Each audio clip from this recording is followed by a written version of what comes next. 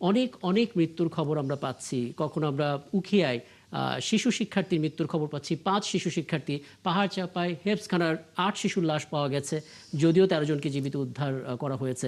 আমি মনে করতে পারি আপনার সঙ্গে এই জলাবদ্ধতা নিয়ে, পাহাড় ধস নিয়ে বহু বহু লাইভ করেছি এবং প্রত্যেকবারই একই ঘটনা। যখন ঘটনা ঘটে যায়, মানবেতর পরিস্থিতি তৈরি হয়, তখন আমরা সেগুলো নিয়ে আলাপ করি।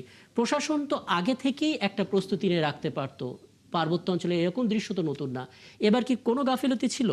একই সঙ্গে একটু বলবেন এখনকার আপডেটটা একটু, মিন্টু। গাফিলতি শক্ত বস্তু, কারণ কক্সবাজারের এক তৃতীয়াংশ এলাকায়, অর্থাৎ কক্সবাজারের 4 ভাগের 3 ভাগ এলাকায় হচ্ছে এখন মানুষ পাহাড়ে বসবাস করছে জি।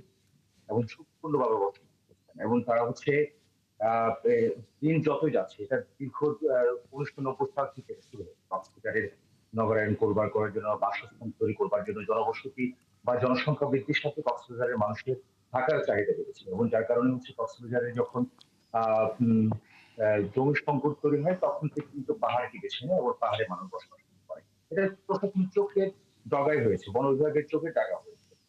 নাম সর্বস্ব তারা অভিযান পরিচালনা করেছে, এবং কিন্তু শেষ পর্যন্ত দখলদার যারা আছে, দখলবাজ যারা আছে, তারা পাহাড়কে তারা দখল করে নিয়ে সাধারণ মানুষের মাঝে সেটা বিলিয়ে করে দিয়েছে, বিক্রি করে দিয়েছে নাম সর্বস্ব। এবং আপনি জানেন যে এটা হচ্ছে যে বেলে মাটি, নরম মাটি, সেখানে যখন গাছপালা কেটে ফেলা হয় বা পাহাড়ের উপরিভাগ যখন কেটে ফেলা হয়, পাশাপাশি এটা নরম হয়ে যায়, ফাটল ধরে যায়, এবং এখানে ড্রেনেজ ব্যবস্থা নাই, যার কারণে পানি চলাচলের, বৃষ্টির পানি যখন পড়ে সেখানে পানি চলাচল করতে না পারে, সেগুলো পাহাড়ে ফাটল ধরে।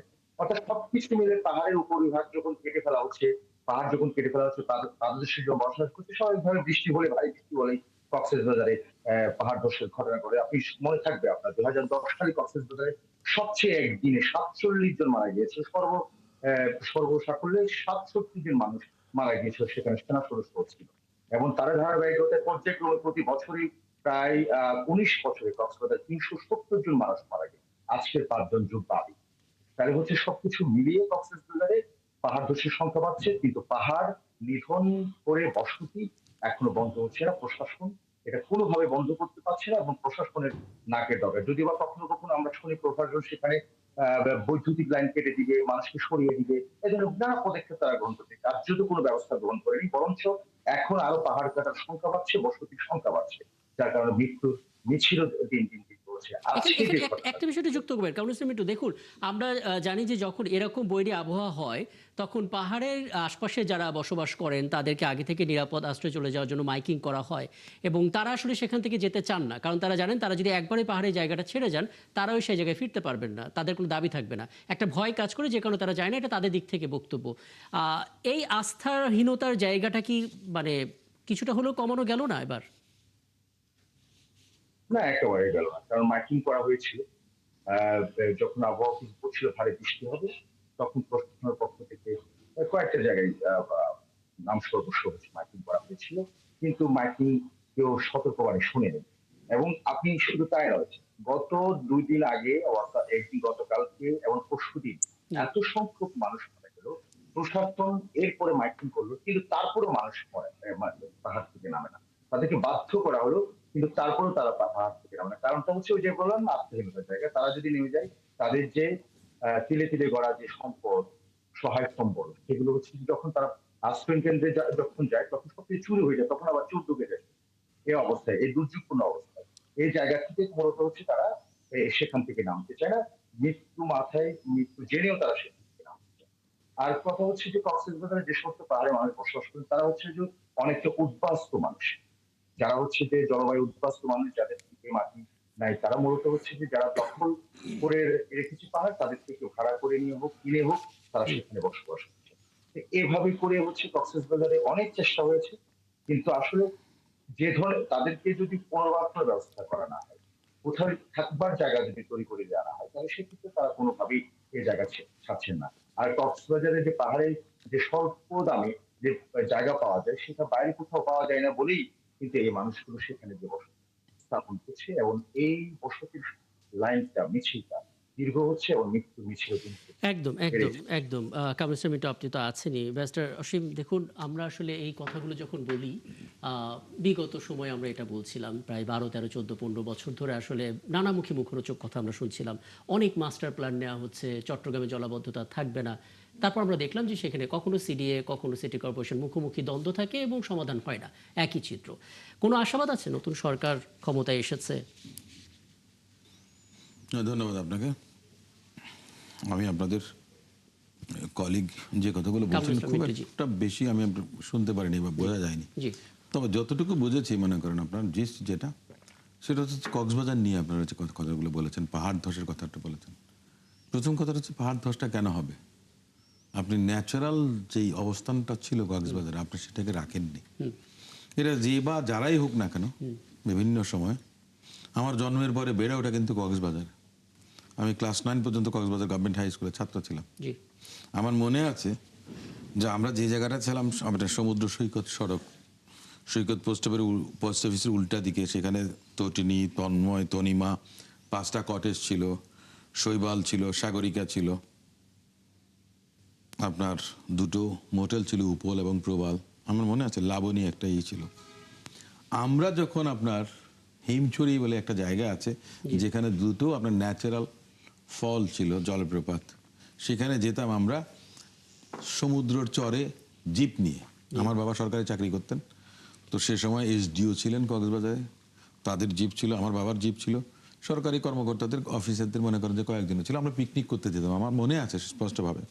একটা পর্যায়ে এসে আমি দেখলাম যে মেরিন ড্রাইভ হয়ে গেছে, আপনি পাহাড় কেটে সেটা করেছেন অপরিকল্পিতভাবে। এদিকেও আপনার হোটেল হয়েছে, বসতি হয়েছে, এদিকেও আপনার হোটেল হয়েছে, রেস্টুরেন্ট হয়েছে, অনেক কিছু হয়েছে। এই যে আপনার ন্যাচারাল যেই একটা সোর্স ছিল আপনি সেটাকে নষ্ট করেছেন।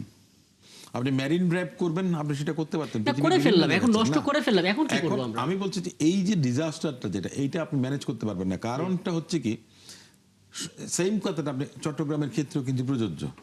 একদম যে কিরকম, যে আপনি দেখেন চট্টগ্রাম তো পাহাড়ি একটা আছে, তাই না? তো তাহলে সেখানে কেন জলাবদ্ধতা হচ্ছে? তাই না? এখন কথাটা হচ্ছে যে আপনাকে একটা ভিশন থাকতে হবে যে আজ থেকে 20 বছর পর, 50 বছর পর কি হবে। আমরা কি করি যে আগামীকাল কি হবে আমাদের, তাই না? যে আগামীকালটাকে আমরা দেখছি, আমি আগামী 20 বছর, 30 বছর, 50 বছর পরে কি হবে, এই ভিশনটা আমাদের মধ্যে নেই। এটা যতদিন না থাকবে এই ধরনের ডিজাস্টারগুলো আপনি ফেস করতে থাকবেন। সাধারণ মানুষের যে একটা হচ্ছে যে ঝুঁকির কথা বলেন আপনি, জনজীবন বিপন্ন হতে পারে যে কোনো সময়। পাহাড় ধসে মানুষের মৃত্যুর কথা আমরা অনেক শুনেছি, চট্টগ্রামে হয়েছে, কক্সবাজারও সেম জিনিস কিন্তু দেখছি আমরা। এটা বিভিন্ন জায়গায় হবে। এটা আপনি এই যে শুধু যে বাংলাদেশের 2টো অঞ্চলের কথা বললেন, পাহাড়ের কথা বললেন আপনি, এটা কিন্তু সব জায়গায়। আপনি ঢাকা শহরের কথাই বলেন না কেন, আপনি মনে করেন যে রোড আপনার ওয়াসা আজকে খনন করছে, কালকে এসে ডেসা করবে, অমুক দিন টিএনটি করবে, অমুক দিন গ্যাস কোম্পানি করবে। এটার কেন একটা সমন্বিত উদ্যোগ নেওয়া হয় না যে আমরা অমুক সময় এই কাজটা করব, আপনাদের কিছু আছে কিনা? তাহলে একসঙ্গে করেন, ঠিকাদারকে আপনি 1 পয়সা খনন কাজের বিল পেমেন্ট করবেন।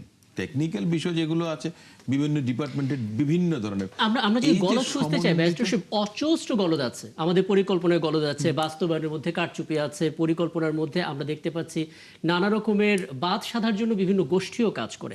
কিন্তু বাস্তবতা হচ্ছে এখন একটা বড় ধরনের দুর্যোগ চলছে, একটা হেফজখানায় পাহাড় চাপায় 8 শিশু মারা গেল। মানে এখন আসলে করণীয় কি? তাৎক্ষণিক কোনো পরিকল্পনা, কোনো মুভমেন্ট, কোনো কিছু? আপনি তো এটাকে কমবেট করতে পারবেন না। জি এখন যদি আর্থকোয়েক হয় আমরা 3জন কি করব এখানে বসে? তাহলে মেনে নিতে হবে। হ্যাঁ, আপনাকে কনসিকুয়েন্সটা আপনাকে আচ্ছা। এনজয় করতে হবে, এছাড়া আপনার কিছু করার নেই। জুবাইর বাবু, আপনাকে যেটা করতে হবে যে প্রিভেন্টিভ মেজার বলে আমাদের কোনো কিছু নেই। এখন আধুনিক জ্ঞান বিজ্ঞান সেটা যেটা বলা হয় যে হ্যাঁ এখানে হবে কি হবে না, আমি এসে মনে করেন যে আপনি খুঁজে বের করতাম যে ভূমিকম্প হবে কিনা, 71 টিভিতে আপনার 71 জানালে আমি যাব কি যাব না, সেটা ভিন্ন বিষয়। কিন্তু কথাটা হচ্ছে যে আপনার প্রিভেন্টিভ প্রিকশনারি মেজার এটা অনেক বেশি এসেনশিয়াল। বুঝতে পারছি। আপনি কিভাবে করবেন, আপনি পারবেন না, আপনাকে যেটা করতে হবে কি, আপনি মনে করেন যে একটা দুর্যোগ যদি ঘটে যায় সেটাকে আপনি কিভাবে আপনার উত্তরণ ঘটাবেন। আমাদের এই শহরে মনে করেন যে ফায়ার ব্রিগেডের গাড়ি কি যেতে পারবে, যদি কথার কথা একটা ধরি। বুঝতে পারছি। আমি এই জন্য মানে একটা ধারণা পেলাম আপনার কাছ থেকে। পরিকল্পনা করা উচিত জি আমি মনে করি। জুবাইর বাবু, দেখুন আমরা তো এই যে শেষ কথা যেটা বললেন ব্যারিস্টার অসীম, যে বড় পরিকল্পনার কথা, আমরা বড় পরিকল্পনা শুনি কিন্তু সেটার কোনো কার্যকর বাস্তবায়ন রূপ আমরা দেখি না। আপনার কি মনে হয়, মানে 20-30 বছরের মধ্যে সর্বোচ্চ বৃষ্টিপাত হওয়ার কারণেই এই চিত্র, নাকি দীর্ঘদিনের অব্যবস্থাপনার কারণেই এই চিত্র, এবং আদত আমরা এখন প্রকৃতির কাছে অসহায়, আমাদের করার কিছুই নেই? প্রথমত আপনি জানেন, আমি যদি মেলতাসের জনসংখ্যা তথ্য দিয়ে শুরু করি কথাটা, যে প্রকৃতি কিন্তু প্রতিশোধ নেবে। আপনি যখন প্রকৃতি ধ্বংস করে ফেলবেন, এটা অসীম ভাই কিছুটা বলেছে, জি। যে আমরা আসলে কি এই উখিয়া অঞ্চলটা, আমি নিজেও অনেক কাজে আমি সেখানে গিয়েছি, বন কিন্তু নেই সেখানে, এবং এই বনের পুরো অঞ্চলটাকে কিন্তু আমরা ধ্বংস করে ফেলেছি। এবং এই যে একটা ধরেন একটা প্রবলেমটা কি, রোহিঙ্গাদের যে প্রবলেমটা আপনি যদি আপনার চিন্তা করে দেখেন, এই রোহিঙ্গাদের এই প্রবলেমটা কিন্তু এটা আজকের না, দীর্ঘদিনের একটা প্রবলেম এবং এটা আন্তর্জাতিক সমস্যা। তাইলে আমরা আমাদের দেশটার জন্য আমরা কেউ এই সমস্যাটা সমাধান করতে পারলাম না এখন পর্যন্ত। পয়েন্ট হচ্ছে এটা, আমি আমার প্রকৃতিকে কেন ধ্বংস করতে দিলাম? এখন আমার এই প্রকৃতি সে প্রতিশোধ নেবে, এটা তো খুব স্বাভাবিক। আচ্ছা, এখন আমাদের করণীয় কি, যেটা হয়ে গেছে, যেটা সেখানে দেখেন আমরা সবসময় বলি প্ল্যানিং, সরকারের দোষ, এটা দোষ, সেই দোষ, আমরা দোষ খুঁজলে অনেকের দোষ খুঁজে পাবো। কিন্তু বিষয়টা হচ্ছে যে আমরা যারা নাগরিক, আমরা সচেতন কিনা।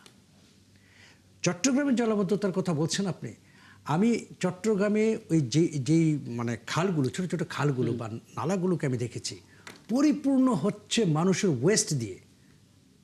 এটা কি অন্য ভিন গ্রহের মানুষ ফেলেছে এখানে? চট্টগ্রামের মানুষ ফেলেছে।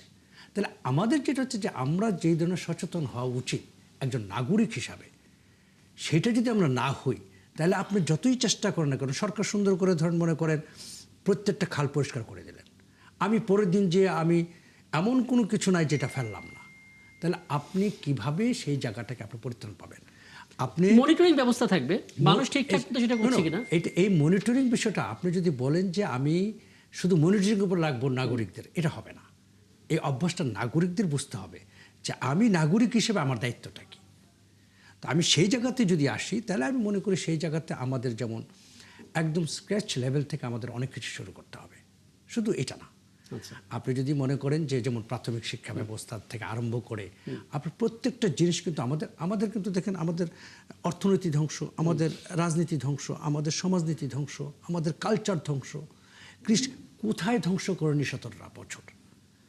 এই জায়গা থেকে এরকম একটি সরকার কিন্তু শুরু করেছে। অফকোর্স আমি জানি সরকারের এটা বিশাল বড় একটা স্ট্রাগলিং টাইম। এই সময়ে কিন্তু আবার আমরা যারা নাগরিক আছি, আমাদের কিন্তু দায়িত্ব রয়েছে। একদম। আমি একটা বিরতিতে যাব, যাওয়ার আগে কারণ মিন্টু 1 মিনিটের মধ্যে দুটো তথ্য আপনি আমাকে দেবেন। প্রথমত, একটু আগে আমরা বলছিলাম যে ঢাকার যে রাডার, সেই রাডার দিয়ে আসলে আমাদের ঢাকার আবহাওয়া অফিস কক্সবাজারের আবহাওয়ার খবর জানাচ্ছে। তারপরও আপনি যদি একটু জেনে থাকেন আবহাওয়ার আপডেটটা কি, এবং কুতুপালং ক্যাম্প নিয়ে একটু সবার মনোযোগ সেদিকে, কারণ ভোগান্তি সেখানে ঘটেছে, দুর্যোগ সেখানে আরো একটু বেশি হয়েছে। ক্যাম্পের অবস্থাটা কি একটু বলবেন আমাদেরকে ছোট করে? জি। রাডারের যে কথাটা বলছি, 2023 সালে এটা হচ্ছে যে নষ্ট হয়ে গেছে। ওখান থেকে যে রাডার থেকে যে ডেটা পাওয়ার কথা আবহাওয়া, সেটা পাচ্ছে না। এটা একটা বড় সমস্যা। সঠিক সময় সঠিক তথ্যটা কক্সবাজারের মানুষ পাচ্ছে না।